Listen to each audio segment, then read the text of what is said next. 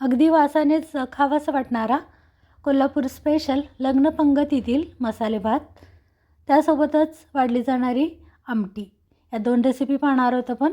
तर नमस्कार, मी सुजाता किचन मेनूमध्ये सर्वांचे खूप खूप स्वागत. अशाच साध्या सोप्या रेसिपी पाहण्यासाठी चॅनल अजून सबस्क्राईब केलं नसेल तर पटकन सबस्क्राईब करा. तर रेसिपीला सुरुवात करूया. मसाले भात सुरुवातीला बनवूया.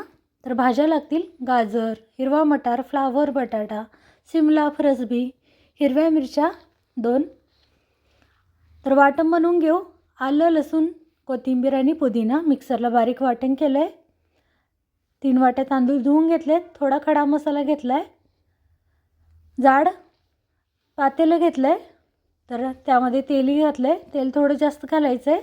त्यामध्ये खडे मसाले: जिरे 1 चमचा, हिरव्या मिरच्या 2, तमालपत्र, दालचिनी आणि आता कांदा. तर कांदा थोडा लांब असा चिरून घेतला आहे. कांदाही थोडा जास्त घालायचा आहे. कांदा चांगला तेलामध्ये परतवून घेऊ. कांदा थोडा होत आला म्हणजे यामध्ये टोमॅटो घालायचा आहे. तर एक टोमॅटोही बारीक चिरून घेतला आहे. तर टोमॅटोही घालून घेऊ.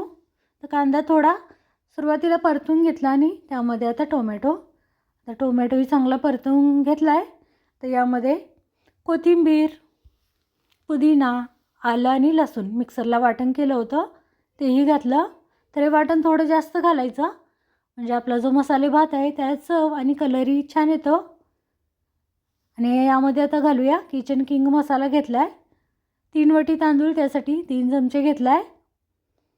जर आपल्याला तयार मसाला वापरायचा नसेल तर आपण थोडे खडे मसाले, थोडं सुकं खोबरं, जिरं, पांढरे तीळ मिक्सरला फिरवून तो मसाला वापरू शकतो. पण सहसा हा मसाला वापरला जातो तयार.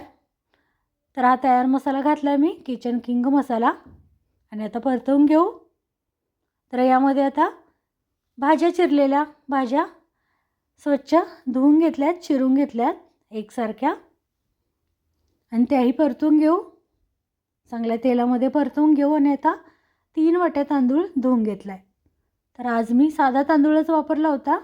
तर पुलावसाठी शक्यतो थोडा लांब सुगंधी तांदूळ वापरला तरी चालेल. आणि तांदूळही घातला आहे आणि आता परतवून घेऊ.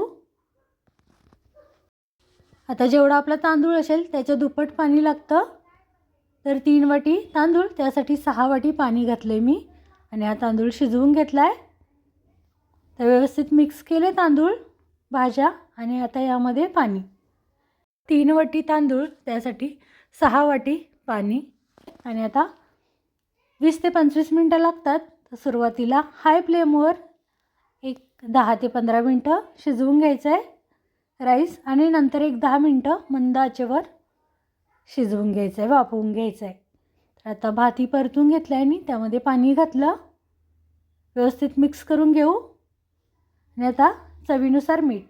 तर या राईसमध्ये मोठं मीठ वापरलं जातं. 1 ते 1.25 चमचा मोठं मीठ घेतलं आहे. तर तेही घातलं. थोडीशी चिमूटभर साखर घातली तरी चालेल. व्यवस्थित मिक्स करून घेऊ. आणि आता आपल्याला शिजवून घ्यायचं आहे. तर सुरुवातीला हाय फ्लेमवर एक 10 मिनटं शिजवून घेतलं आहे. झाकण ठेवलं होतं ताट, त्यामध्ये थोडं पाणी घातलं म्हणजे हे झालेलं गरम पाणी आपण वापरू शकतो गरज वाटली तर. नंतर आपल्याला थोडं पाणी घालायचं आहे. पण या ठिकाणी मी अधेमध्ये असा भात परतवून घेतला आहे. 1-2 वेळा मिक्स करून घ्यायचं आहे. गरज वाटली तर नक्कीच आपल्याला थोडं पाणी घालायचं आहे. तर एक 10 मिनटानंतर इथं मी पाहिला तर मस्त असा राईस शिजला होता. तर अजूनही पाणी होतं. तर आता शेवटी पुन्हा एक 10 मिनटं मंद आचेवर वाफवून घेऊ झाकण ठेवून, या पद्धतीने. आणि पाहू शकता 10 मिनटानंतर मस्त असा मसाले भात बनला गेला आहे. तर अगदी मऊ मोकळा असा तांदूळही आपले रेग्युलर घेतले होते मी, पण मस्त असा मसाले भात बनला गेला होता. तर या शेवटी गॅस बंद करून कोथिंबीर घातली आणि एक 5 मिनटानंतर हा राईस मिक्स करून घेऊ. अगदीच गार न करता एक 3-4 मिनटानंतरच मिक्स करून घ्यायचा गरम गरमच राईस. तर भाज्या, मसाले अगदी बरोबर, मीठसुद्धा लागलं होतं. तर या पद्धतीने आपण नक्कीच घरी बनवू शकतो. अगदी लग्न पंगतीतील हा मसाले भात वाढला जातो. अगदी या पद्धतीने बनला जातो हा. अगदी वासानेच खावासा वाटणारा असा हा मसाले भात बनला जातो. तर या ठिकाणी मस्त असं मिक्स केल्याने आपला मऊ असा मसाले भात बनला गेला आहे. यासोबत आपण वाढली जाणारी आमटीसुद्धा पाहणार आहोत. तर अगदी अशी ही आमटी साध्या सोप्या पद्धतीने घरीच आपण बनवू शकतो अशी पाहणार आहोत. तर अशाच साध्या सोपी रेसिपी पाहण्यासाठी चॅनलला सबस्क्राईब केलं नसेल तर नक्की सबस्क्राईब करा. व्हिडिओला लाईकसुद्धा करा. तर आता राईस तर बनवून झाला आहे. तर आता आमटीसुद्धा पाहूया. तर आता आमटीसाठी काही लागणारे बेसिक मसाले आपण बनवून घेऊ.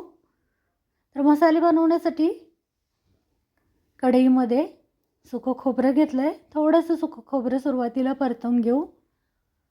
खोबरं थोडा कलर चेंज झाला म्हणजे यामध्ये 1 चमचा जिरं आणि 1 चमचा पांढरे तीळ घेतलेत. तेही चांगले गरम करून घेऊ. गार करून आपल्याला पाणी न घालता सुका असं वाटून घ्यायचा आहे मसाला. तर या आमटीमध्ये वापरला जाणारा असा खूप महत्त्वाचा मसाला आहे हा. तर आमटीसाठी कढईमध्ये तेल घेतलं आहे. तर तेल थोडं जास्त वापरलं जातं या आमटीमध्ये. आता यामध्ये अर्धा चमचा मोहरी, अर्धा चमचा जिरं आणि कढीपत्ता असेल तर तो सुद्धा घालायचा आहे. बारीक चिरलेला असा कांदा घालू. कढीपत्ता अगदीच ताजा असा वापरला तरी मस्त असा आमटीला आपल्या सुगंध येतो.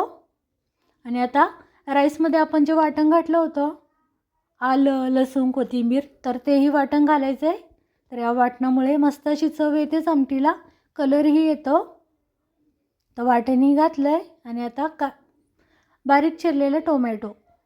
कांदा थोडासा होत आला म्हणजे टोमॅटोही घातला आहे. नंतर टोमॅटोही परतून घेऊ.